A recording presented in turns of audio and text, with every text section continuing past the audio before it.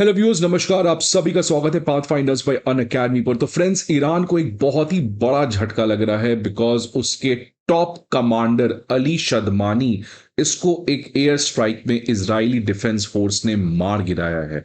तो फ्रेंड्स, ये एक इजराइल का बहुत ही मेजर विक्ट्री है और ये बताता है कि इजराइल की इंटेलिजेंस एजेंसी से कोई बच नहीं सकता है। फ्रेंड्स, आप कभी भी इस तरीके का न्यूज नहीं देखे होंगे कि दो कंट्री के बीच में इस तरीके का वॉर या टेंशन चल रहा है और back to back important military chiefs को मार दिया जा रहा है। This only Israeli intelligence agencies can do.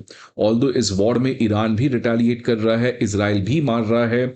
अब इसका आउटकम तो क्या आता है इसके बारे में तो बाद में ही पता चलेगा, लेकिन जिस तरीके से फ्रेंड्स इंटेलिजेंस एजेंसीज इजराइल की परफॉर्म करते हुए नजर आ रही है, और अभी एक पुराने चीफ ऑफ स्टाफ को मारा गया था, एक नए चीफ ऑफ स्टाफ को अपॉइंट किया गया, उसको भी इजरायली डिफेंस ने मार गिराया है। तो फ्रेंड्स, आप न्यूज देख सकते हैं क्या है कि अली शदमानी जो ईरान के war time chief of staff हैं, इसको इजराइल के एक एयर स्ट्राइक में जो तेहरान के ऊपर किया गया था उसमें अली शदमानी की मौत हो गई है और इसका कंफर्मेशन खुद इजरायली डिफेंस फोर्स ने दिया है। शदमानी जो है वो ईरानियन रेजिम के टॉप मिलिट्री कमांडर थे और साथ ही साथ सीनियर मोस्ट मिलिट्री ऑफिशियल भी थे। तो ये देख सकते हैं फ्रेंड्स, इजरायली डिफेंस फोर्स ने सोशल मीडिया प्लेटफॉर्म एक्स पर ट्वीट किया है और देखिए उन्होंने क्या कहा है। For the second time in 5 days the IDF has eliminated Iran's war time chief of staff the regimes top military commander. तो यही मैं बात कर रहा था फ्रेंड्स। इसके पहले आपको ऑलरेडी पता है कि लास्ट संडे को जो आईआरजीसी के चीफ थे कजेमी और इनके जो डेप्यूटी थे और इनके जो सीनियर आईआरजीसी कमांडर्स थे उसको ऑलरेडी इजरायली डिफेंस फोर्स ने मार दिया था। तो मोहम्मद कजेमी जो आईआरजीसी के चीफ थे, इनकी ऑलरेडी जब मौत हो गई उसके बाद आयतुल्ला अली खमीनी ने इस व्यक्ति जो अली शदमानी है इनको अपॉइंट किया एज द आईआरजीसी चीफ, और इसको भी 5 दिन के अंदर इजरायली डिफेंस फोर्स ने ढूंढ गिनाया और इनको मार दिया है। तो फ्रेंड्स, ये इजरायली डिफेंस फोर्स की तरफ से एक बहुत ही बड़ा रिमार्केबल अचीवमेंट है बिकॉज ये जो व्यक्ति है फ्रेंड्स अली शदमानी, ये तो ईरान के सबसे टॉप मिलिट्री कमांडर थे ही, लेकिन दूसरा इनको सबसे बड़ी जो इनकी आइडेंटिटी थी कि वो आयतुल्ला अली खमीनी के सबसे खास और करीबी मिलिट्री एडवाइजर भी थे। तो फ्रेंड्स, एक तरीके का ये ब्रीच है अली खमीनी के इनर सर्कल में बिकॉज अली खमीनी के इनर सर्कल में ये व्यक्ति काफी खास अहम रोल रखते थे और अली खमीनी के इस इनर सर्कल को इजरायली डिफेंस फोर्स ने ब्रीच करके इनको खत्म कर दिया है। सो ये एक बहुत बड़ा मैसेज है अली खमीनी का कि हो सकता है अगले टारगेट इजरायली डिफेंस फोर्स के द्वारा उनके ऊपर किया जा सकता है। ऑलरेडी फ्रेंड्स, नेतन्याहू का ये कहना है कि अली खमीनी को एलिमिनेट करना ये ऑफ द टेबल नहीं है, मतलब ये प्रोबेबली हो सकता है इस समय। ऑल्दो डोनाल्ड ट्रंप ने इस पर्टिकुलर प्रपोजल के ऊपर वीटो लगा रखा है और ट्रंप ने साफ शब्दों में इजराइल को कहा है कि आप अली खमीनी के ऊपर अटैक नहीं करेंगे। तो अगर फ्रेंड्स, अगर ट्रंप इस वीटो को हटाता है तो ईरान के लिए और ज्यादा प्रॉब्लम बन जाता है फ्रेंड्स। तो अब ये जो पर्टिकुलर वॉर है फ्रेंड्स इजराइल और ईरान के बीच में एक प्रॉक्सी वॉर बनते हुए नजर आ रहा है। अब डोनाल्ड ट्रंप जो है, आपको पता है कि अचानक G7 की मीटिंग छोड़कर वो यूएस वापस चले गए और उन्होंने ईरान को धमकी दिया है कि आप तुरंत इमीडिएटली डिप्लोमेसी पर आए, नहीं तो आपके लिए एक बंकर बस्टिंग बॉम्ब भेजा जा रहा है। फ्रेंड्स, अगर आपने इसके ऊपर मेरा वीडियो नहीं देखा है तो आज सुबह ही मैंने वीडियो भेजा था, वीडियो मैंने अपलोड किया है पाथफाइंडर्स के चैनल पर, और उस वीडियो में मैंने बताया है कि किस तरीके से फोर्डो न्यूक्लियर साइट को डिस्ट्रॉय करना अब ये इजराइल और यूएस का एक बहुत ही बड़ा प्लान यहां पे बनते हुए नजर आ रहा है friends. Because Fordow nuclear site को डिस्ट्रॉय करना ये कोई आसान चीज नहीं है बिकॉज ये ईरान ने काफी ज्यादा अंदर डेप्थ में अंडरग्राउंड बना के रखा है और इसके ऊपर बहुत बड़ा एक रॉक है और वो भी बहुत हार्ड रॉक है जिसको डिस्ट्रॉय करके ही आप उसके न्यूक्लियर एनरिचमेंट फैसिलिटी को डिस्ट्रॉय कर सकते हो। और इसी चीज के लिए यूएस जो है वो अपने B2 बॉम्बर्स को भेजा है विद द पेलोड जिसमें बंकर बस्टिंग बॉम्ब है। तो फ्रेंड्स, ये जो बंकर बस्टिंग बॉम्ब है ये अर्थ को ड्रिल करके अंदर किसी भी टारगेट को डिस्ट्रॉय कर सकते हैं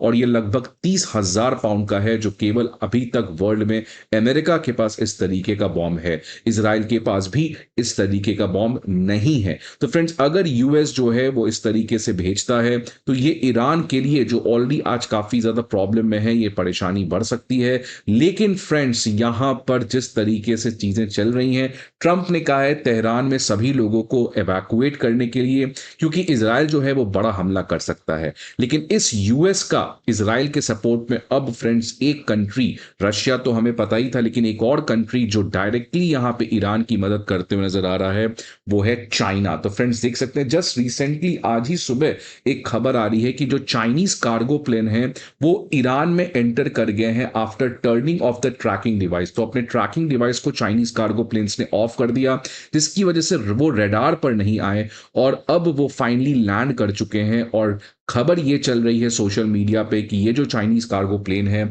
इसमें काफी bulk amount of arms transfer किया जा रहा है by the Chinese Communist Party to the Iranian regime. तो फ्रेंड्स ये एक बहुत ही बड़ी एस्केलेशन यहां पर हो सकती है चाइना के द्वारा, बिकॉज चाइना यहां पे डायरेक्टली ईरान की सपोर्ट करते हुए नजर आ रहा है।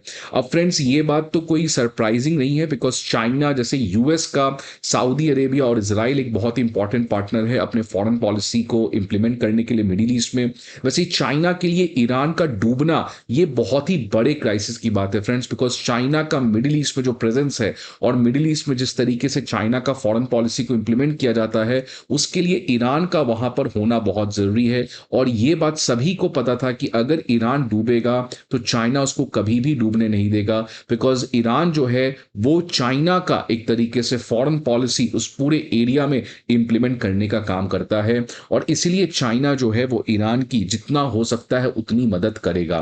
तो फ्रेंड्स देख सकते हैं जेनिफर जेंग जो एक सोशल मीडिया प्लेटफॉर्म पर उन्होंने लिखा है कि the two giant cargo planes flying from China to Iran turned off their tracking signals before entering the Iranian airspace. Reports suggest that they might be carrying the military supplies. तो friends ये अभी social media पे काफी ज्यादा चल रहा है। Although China के अथॉरिटीज ने इसको एक्नॉलेज नहीं किया है, ना ही ईरानियन अथॉरिटीज ने एक्नॉलेज किया है, लेकिन फ्रेंड्स आपको पता है कि वॉर में किस तरीके से ये सब चीजें चलती हैं। आपको ये सेम स्टोरी कुछ महीने पहले, कुछ समय पहले देखने को मिला होगा जब टर्की ने इसी तरीके का एक कार्गो प्लेन पाकिस्तान में भेज दिया था। तो एक तरफ जहां पे अमेरिका अपने लोगों को कह रहा है कि तेहरान छोड़िए क्योंकि इजराइल अटैक करने वाला है, चाइना के जो एम्बेसी हैं उन्होंने कहा है कि सभी लोग इजराइल छोड़ के चले जाएं बिकॉज ईरान उनके ऊपर एक बहुत बड़ा अटैक करने जा रहा है।